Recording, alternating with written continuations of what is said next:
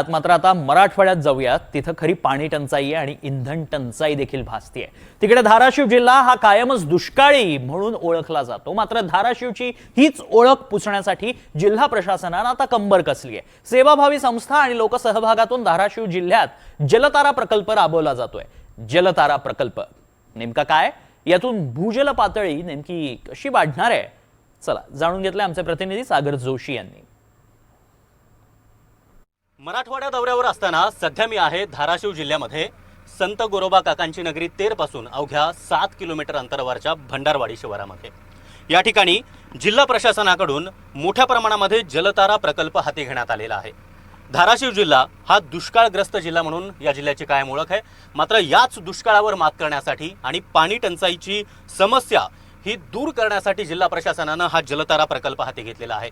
हा जलतारा प्रकल्प नेमका काय आहे तो आपल्याला जाणून घ्यायचा आहे। त्याचाच हा खड्डा 5 बाय 5 लांबी, रुंदी आणि खोली असणारा हा खड्डा, आणि या खड्ड्याच्या माध्यमातून इथं पाणी कसं मुरवलं जाणार आहे हे आपल्याला जाणून घ्यायचं आहे। दादा घ्या वर।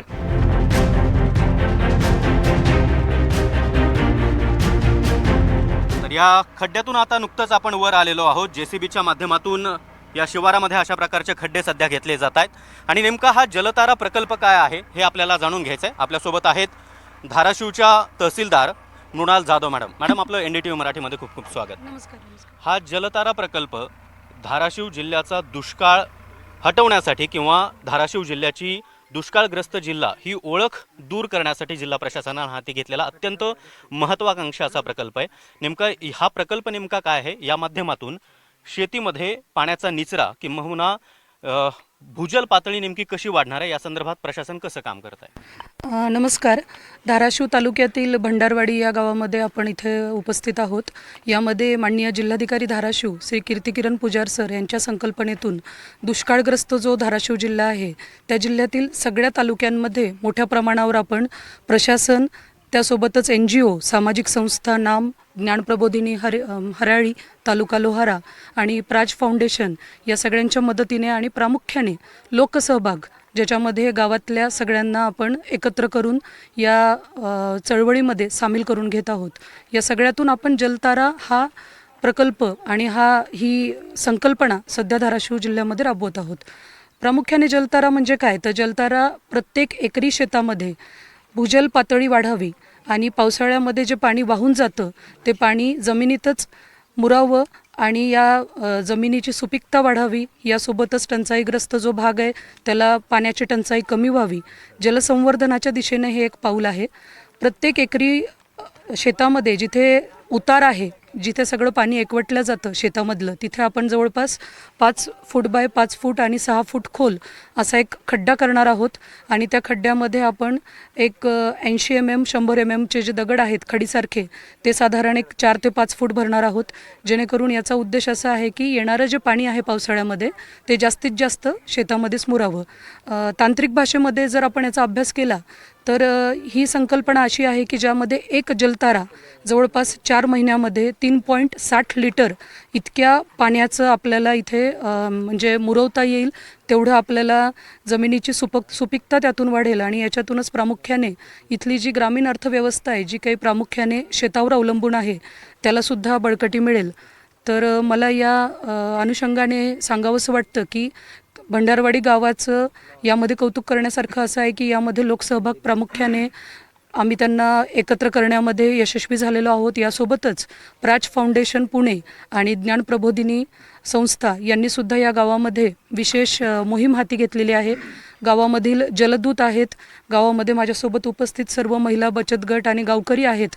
यांचं यामध्ये प्रामुख्याने कौतुक करण्यासारखं आहे की यांनी आत्तापर्यंत 80 जलतारा या गावामध्ये तर घेतल्या आहेतच आणि पुढे त्यांचे अजून 200 जलतारा करण्याचं नियोजन आहे। तर यातून जलतारा ही फक्त पाणी संधारणाचं मोहीम न राहता ही एक लोकचळवळ धाराशिव तालुक्यामध्ये निर्माण होत आहे। तर या गावाचाच आदर्श समोर ठेवून धाराशिवमधल्या इतर गावांमध्ये पण माननीय जिल्हाधिकारी महोदयांच्या संकल्पनेच्या अंतर्गत आम्ही सगळे तालुका प्रशासन काम करणार आहोत। नक्कीच मॅडम, या ठिकाणी ज्या शेतामध्ये आपण उभे आहोत, ज्या शेतामध्ये जलताराचा हा खड्डा सध्या केलेला आहे, त्या शेतकरी आपल्यासोबत आहेत।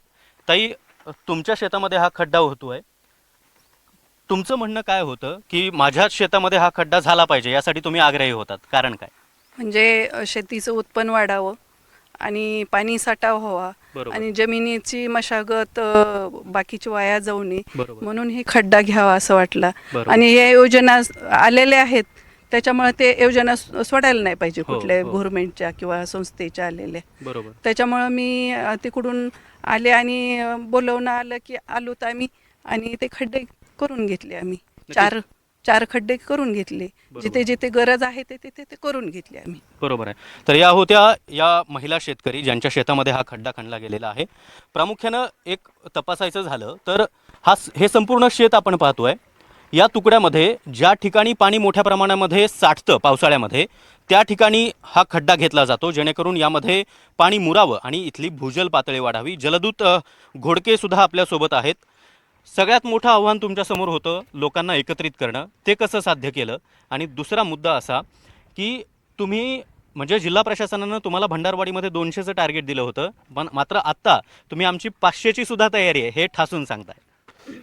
सुरुवातीला आम्हाला अल्प प्रतिसाद भेटला सुरुवातीला. बरं. मग बरेचसे लोक असे भेटलो की सुरुवातीला आपलं कसं असतं की चांगला माणूस बघायचं हो. आणि त्याला भेटायचं आपला कामावर करेल का. बरोबर. मग ते आमचे फेल गेलं तिथं. म्हणजे आम्ही सबसेल चुकलो तिथं. मग त्याच्याकडे गेल्यानंतर ते म्हणलं याची गरज नाही आम्हाला, तुझ्या तू बघ. बरं. मग आम्ही दुसरे 2 तयार केले, त्याने ते बी घालवले. मग महिना 2 महिने आमच्या ह्याच्यात गेलं. मग पुन्हा आम्ही काय विचार केला की लोकांचा एक अभ्यास केला पाहिजे. मग त्यात आम्ही काय केलं, लोकांची वर्गवारी केली. मग ॲक्टिव्ह लोक कोणते आहेत, आपल्याकडं आपलं ऐकणार कोण आहे, पुन्हा पाण्याविषयी समाजसेवक कोण, अशी आम्ही लोकांची वर्गवारी केली. आणि अशा माणसाला आम्ही फोनवर बोलायचं, वैयक्तिक जाऊन तिथे भेट घ्यायची. असं असं केलं पाहिजे, हे असं केलं तर असं होईल. मग असं झालं की असं भेटलं आम्हाला, लोकांचा प्रतिसाद भेटला. मग असं करीत करीत ती माणसं जोडली आज की आज जे आम्हाला प्रशासनानं 200चं टार्गेट दिलं होतं, आज आम्हाला सहज 500 आमचे होऊन जाते. आज एवढी गर्दी माझ्याकडे रोज फोन आहेत. आज ह्या भागात आलो आहे, काल त्या भागात एका दिवसामध्ये आम्ही 30 खड्डे घेतले. अरे वा. जिथं आम्हाला 10 खड्डे करण्यासाठी आम्हाला आठवडा गेला होता सुरुवातीला. आणि तिथं आज एका दिवसामध्ये 30 खड्डे झाले. तिकडे आणखीन खड्डे राहिले. बरोबर. त्यांचे मात्र हा खड्डा घेत असताना यामध्ये दगड टाकणं देखील महत्त्वाचं आहे आणि मग नंतर त्याच्यावर माती येणार आहे स्वाभाविकपणे. हा दगड नेमका कसा उपलब्ध होतोय आणि त्यासाठी तुम्ही सर्वांना एकत्रित करून पैसे कसे गोळा केले, पहिला मुद्दा. आणि दुसरा मुद्दा की या दगडांची वाहतूक करण्यासाठी इंधनही मोठ्या प्रमाणात लागतंय. सध्या इंधन टंचाई आपल्याला भेडसावते. या सगळ्यावर तुम्ही कशी मात केली? हेच काय सुरुवातीला मेन प्रश्न म्हणजे दगडाचाच मोठा होता. हो. आमच्या इथं जवळ 8-10 किलोमीटर कुठे जवळ दगड नाही. बरं. युवती गावातून दगड आणावं लागला आम्हाला. मग सुरुवातीला काय केलं, आता खड्डा तर हाणला, ठीक आहे, संस्था खाऊन दिली, आता दगड आपण टाकायचा आहे. मग शेतकऱ्याला सुरुवात सांगितलं आपल्याला दगडासाठी खर्च येईल. मग काही आम्ही गावात आणि 3000 रुपये खर्च आला दगडाला एक खेपासाठी. एक खेपाने 3000 रुपये दगडाला खर्च आला होता. मग आता 3000 तर खर्चू शकत नाही शेतकरी. मग यासाठी आम्ही काय केलं की ट्रॅक्टरवाले बोलवले. ट्रॅक्टर मालक जे आमचे तोर सगळे होते. मग बाहेरचे लोक आले आमच्याकडे, आम्ही दगड टाकतो, आम्हाला एवढं द्या तेवढं द्या.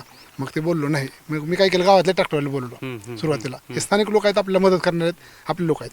मग ते म्हणले नाही किशोर भाऊ परवडत नाही असं तसं. मग त्यांनी म्हणलं तुम्हाला परवडत नाही, परवडण्यासाठी करायचंच नाही. तुम्ही एक चांगलं काम करायला, तुम्ही पुण्याचं काम करायला, तुम्ही चांगलं काम करायला, परवडण्यासाठी करूच नका.